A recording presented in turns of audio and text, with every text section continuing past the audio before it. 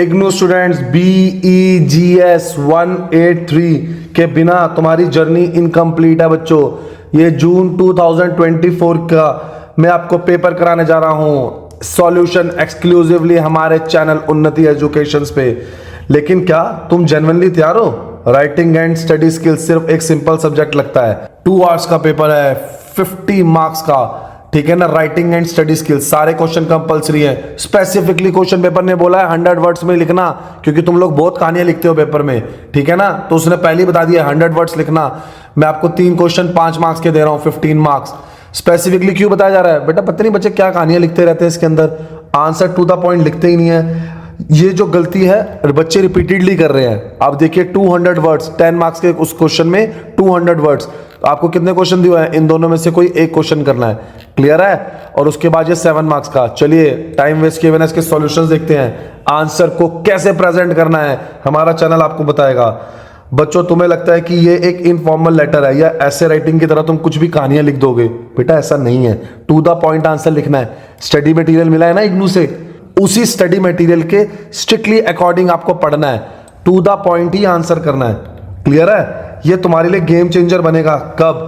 जब तुमने सही फॉर्मेट से दिया होगा, जब तुमने सही स्ट्रक्चर से आंसर लिखे होंगे, तो तुम्हारे आंसर्स रिजेक्ट नहीं होंगे, ठीक है ना। जैसे ट्री डायग्राम कैसे करना है, give an example, proper way से बताओ यार कि कैसे एग्जांपल दोगे, कैसे उसको प्रेजेंट करोगे, ठीक है ना। जितने अच्छे से प्रेजेंट करोगे आंसर, उतने अच्छे मार्क्स मिलेंगे। कौन सी स्ट्रेटेजीज है to become a critical reader? तो क्या वो स्ट्रेटेजीज अडॉप्ट करनी चाहिए? देख रहे हो कैसे हेडिंग्स लिखी हैं। पेपर में हेडिंग लिखो पहले, एग्जामिनर थोड़ा इंप्रेस होएगा, ठीक है ना। टाइम नहीं है, ब्लू पेन से लिख के, ब्लू पेन से लिख के जब आपने लिख लिया है उसके नीचे ऐसे अंडरलाइन कर दो। इसमें तो टाइम है, 1 सेकंड में कितना फर्क पड़ जाएगा। एग्जामिनर का ध्यान जाए कि इस बच्चे ने पेपर को सीरियसली लिया है, वो हेडिंग्स पढ़ेगा और उसको हेडिंग सही लगी तो क्या पता वो आपको मार्क्स दे दे, ठीक है ना। अच्छे मार्क्स दे दे, पूरे मार्क्स दे दे, ठीक है ना। और हेडिंग से आपको क्या बेनिफिट हो रहा है? आपको भी पता है मुझे इस टॉपिक में क्या लिखना है। इररेलेवेंट मत लिखो प्लीज कुछ भी, आप बहुत इररेलेवेंट लिखते हो, समझ ही नहीं आता क्या लिख रहे हो, क्या लिखना चाह रहे हो, ठीक है ना।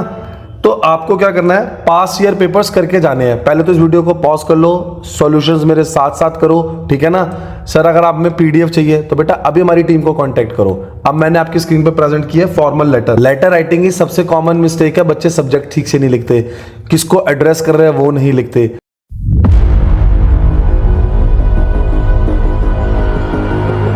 रेलेवेंट कंटेंट लिख देते हैं, उन्हें समझ में नहीं आता वो क्या पूछ रहे हैं। बेटा टू द पॉइंट होता है लेटर। आपने कभी किसी को लेटर लिखा हुए या कोई अपनी कंप्लेंट रेज कर रहे हो तो उसके अंदर कहानी थोड़ी लिखते हो, उनको बताते हो ना कि किसको एड्रेस कर रहे हो, अपना फोन नंबर देते हो, डिटेल्स देते हो, ताकि आपका कंसर्न जल्दी से जल्दी रिजॉल्व हो।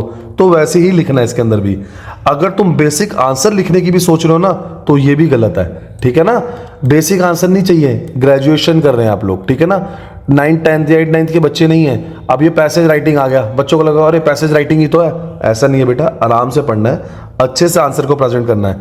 जर्नल इंग्लिश नहीं है ये कि तुम कोई भी कहानी लिखते चले जाओगे।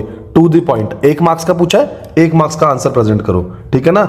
अगर फिर भी हम बेसिक आंसर्स लिख रहे हो बेटे, मार्क्स मिलेंगे ही नहीं, ठीक है ना।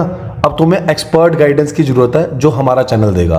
फटाफट हमारी टीम उन्नति को कांटेक्ट करो और भी पेपर्स ले लो जिसमें तुम्हें प्रॉब्लम हो रही है, और कमेंट सेक्शन में बताओ आपको और क्या चाहिए, कौन सब्जेक्ट पे पेपर चाहिए। Thank you.